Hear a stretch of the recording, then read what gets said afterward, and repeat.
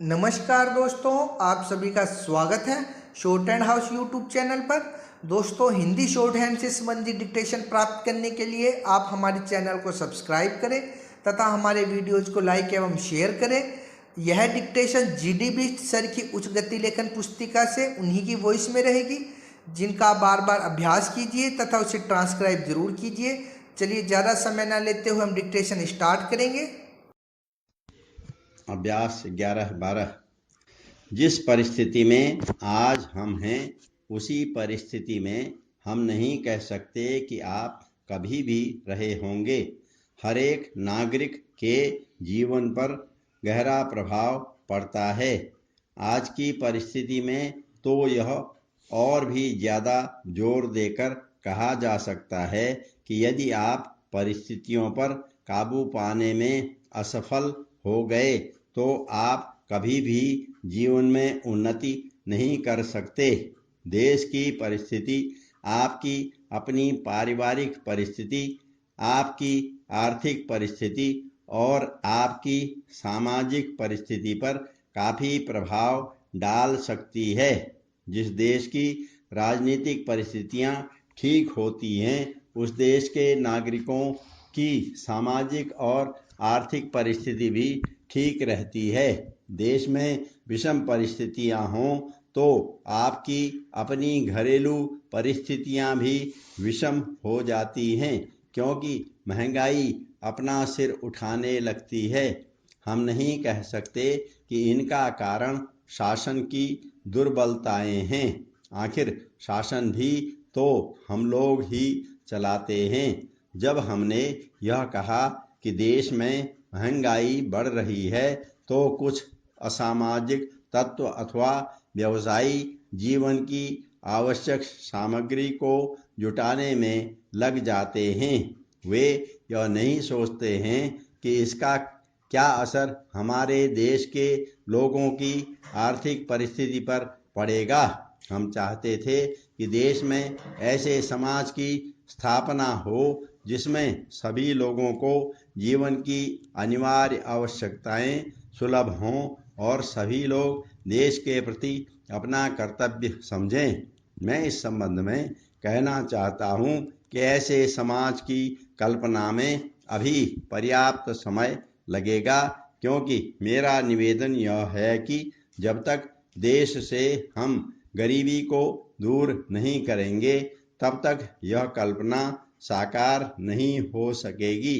देश से गरीबी तभी दूर हो सकती है जबकि जमाखोरी, नफाखोरी जैसी प्रवृत्तियां खत्म हो जाएं।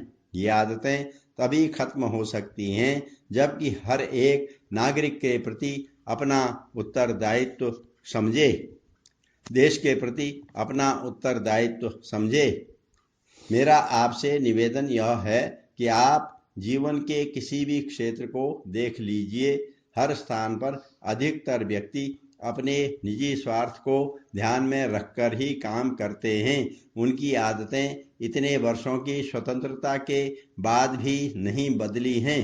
मेरा यह निवेदन है कि जब तक नागरिक अपने मूल कर्तव्यों को नहीं समझेंगे तब तक समाजवादी समाज का निर्माण संभव नहीं है। मैं यह निवेदन करूंगा कि इस दिशा में पग उठाए जाने चाहिए और शिक्षा के लिए ऐसे पाठ्यक्रम तैयार किए जाएं जिनके द्वारा शिक्षा ग्रहण करने के पश्चात हमारे देश के नवयुवक और नवयुवतियां देश के प्रति, समाज के प्रति और अपने परिवार के प्रति अपने कर्तव्य एवं अपनी जिम्मेदारियों को अनुभव करें। ऐसा करने पर ही मैं समझता हूँ कि हम एक आदर्श समाज की स्थापना करने में सफल हो सकेंगे, जो विषमताओं से दूर होगा और राष्ट्र निर्माण में भी सहायक होगा। मेरा निवेदन है कि सभी नागरिकों को राष्ट्र निर्माण को अपना लक्ष्य समझना चाहिए। सदियों से हमारे देश की यही परंपरा रही है और राष्ट्र प्रेम तथा राष्ट्रभक्ति की भावना से इस देश में नागरिक ओतप्रोत हैं। मुझे इस बात का हर्ष है कि भारत में हर राज्य में स्वाधीनता सेनानियों की सेवाओं की प्रशंसा की गई है और उनको उचित सम्मान भी दिया गया है, किंतु मुझे इस बात से निराशा है कि कई व्यक्ति हरिजन और आदिवासी क्षेत्रों में अभी भी ऐसे पड़े हैं जिन्होंने देश की सेवा की है। यद्यपि वे लोग जेल में नहीं गए, तथापि उनकी सेवाओं से देश को बड़ा भारी लाभ हुआ है, परंतु उनको अभी तक किसी भी रूप में सहायता नहीं मिल सकी है। मैं समझता हूँ और मुझे इस बात की चिंता है कि ऐसे लोगों की भी उदारतापूर्वक सहायता करनी चाहिए थी जो कमजोर वर्ग के लोग हैं और स्वाधीनता के बाद और उसके पहले भी जिन्होंने देश की अनेक प्रकार से सेवा की है। दुनिया के अन्य देशों में अपनी भाषा के प्रति बड़ा प्रेम है। मानव का जीवन में भाषा के अलावा अन्य मामलों में भी एक दूसरे के साथ गहरा संबंध होता है। भाषा के अलावा अन्य मामलों में भी उन देशों में अन्य देशों के मुकाबले में ज़्यादा एकता है। सरकार की तरफ से सभी लोग निश्चिंत हैं।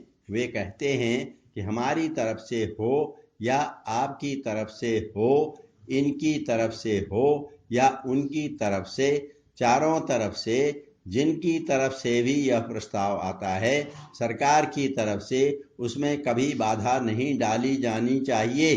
चारों ओर से हर्ष के साथ उसका समर्थन किया जाता है। उन विषयों में जिनके बारे में उनको पर्याप्त जानकारी नहीं है, उनमें से कुछ लोग भले ही सहमति व्यक्त न करें, लेकिन उनमें से अधिकतर लोग उनके लिए अपना समर्थन व्यक्त करेंगे। अन्य बातों के अलावा उन सभी लोगों ने यह भी हृदय से स्वीकार किया है कि दूसरे देशों में जो कुछ होता है उससे हमें सरोकार नहीं है। देश का हित सर्वोपरि होना चाहिए। दूसरा विषय कोई भी हो, उस पर हम पूरी तरह से विचार कर सकते हैं।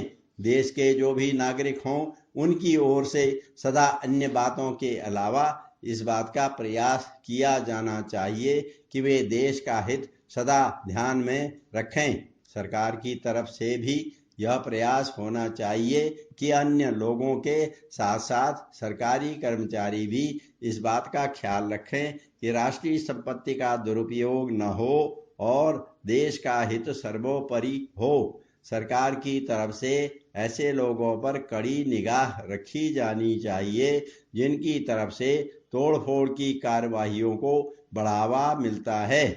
स्वतंत्रता के बाद देश के नवनिर्माण में स्त्रियों ने महत्वपूर्ण योगदान दिया है। हमारे देश की संविधान सभा की सदस्या भी स्त्रियां रह चुकी हैं। राजनीति के क्षेत्र में स्त्रियों ने असाधारण सफलता प्राप्त की है। आज भी अनेक प्रांतों में विधायकों के रूप में एवं संसद सदस्यों के रूप में उनकी महत्वपूर्ण भूमिका है। भारत जैसे विशाल देश ने एक सुयोग्य एवं कर्मठ स्त्री के नेतृत्व में भारी प्रगति